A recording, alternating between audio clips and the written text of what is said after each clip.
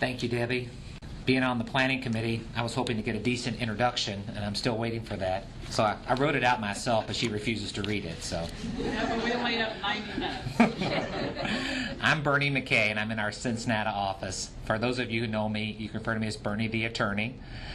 For years, my father thought estate planning meant I was a landscaper, and he was confused about what I did for a living and why I went to law school to become one. But so I'm your Jerry Greenwell here in the Cincinnati office.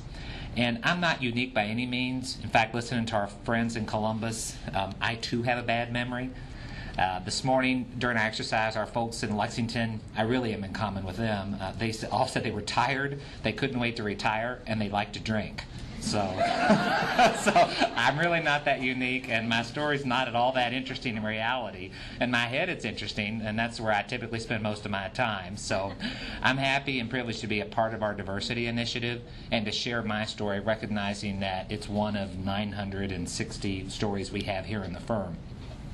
I want to pick up on the theme that Debbie mentioned earlier, that certain aspects of diversity may not appear to be self-evident, and they're not necessarily obvious. Sexual orientation has its own unique characteristics. A common theme in my own mind is rejection and exclusion.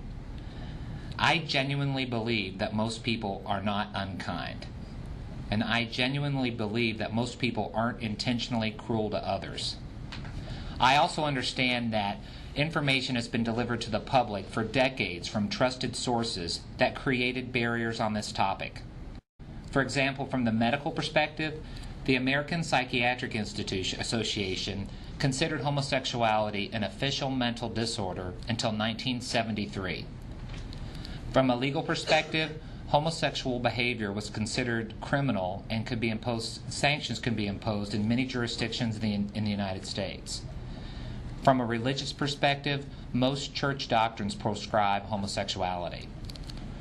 And not long ago, in October 1998, when I was a fifth-year associate at Frost, and I've spent my whole career at Frost, Matthew Shepard was brutally murdered. And about that same time, there was heated debate in the Cincinnati area from a political standpoint on whether the LGBT community should be afforded any type of legal protection. To make matters more complex for me personally, I come from a big family, and they're all guys. They're manly men. Just ask them, they'll tell you. They hunt, fish, kill things, not people, animals. They eat most things. My mother gave birth to 9 sons.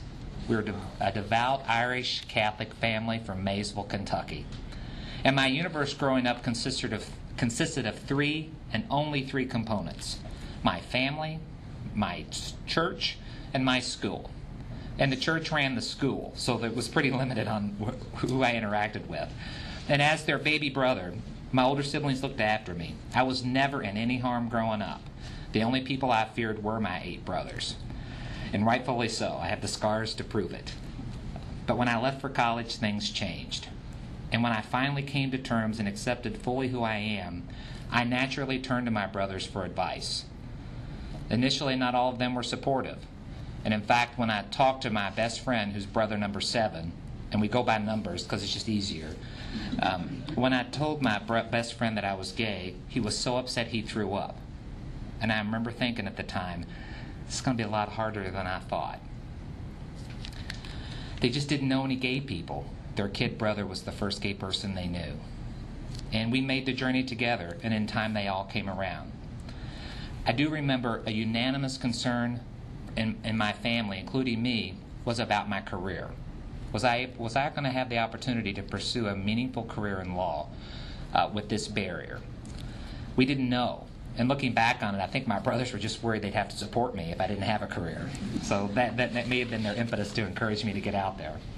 Upon graduating from law school, I narrowed my employer choices to 2. And obviously Frost won the coin toss.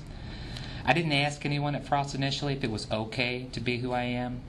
I instinctively knew by watching how they treated one another, with respect, and how they supported one another. I can honestly say that I never feared for my job due to my personal characteristics. I can say I feared many a day for my job because of my legal talent and abilities. Recognizing the anxiety imposed that the anxiety that I had I felt imposed by external factors in society, I can't tell you how relieved I was to find an employer where this wasn't an issue.